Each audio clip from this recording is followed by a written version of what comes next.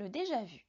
La sensation de déjà-vu est sans doute un sentiment que vous avez déjà éprouvé, une impression très présente qui s'impose à vous et vous donne l'illusion d'avoir été le témoin de la scène ou de la situation en cours.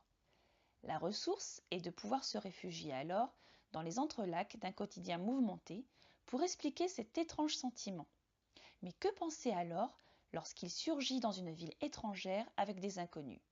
L'association est difficile et le miroir devient trouble, voire opaque. Certains cartésiens aimeraient y trouver une réalité scientifique, sauf qu'aujourd'hui, ils sont privés de certitudes susceptibles d'accréditer une quelconque théorie.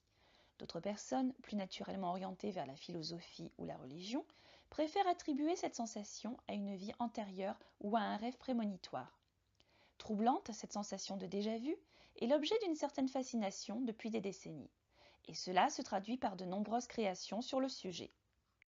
Certains artistes y ont consacré une chanson, un film ou encore un essai, littéraire ou romanesque. Ainsi, des auteurs en vogue, comme Bernard Werber, en ont fait le thème majeur d'un roman, Le miroir de Cassandre, paru en 2009 chez Albin Michel. Rares sont ceux qui envisagent ce phénomène avec un regard purement scientifique. Le rationnel n'y trouve pas de résonance. Imaginez quelle joie ou soulagement vous pouvez retirer de cette sensation.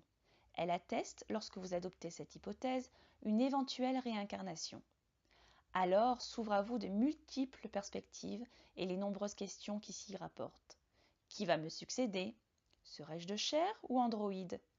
Serai-je meilleur que je le suis? Ou au contraire le pire des truands?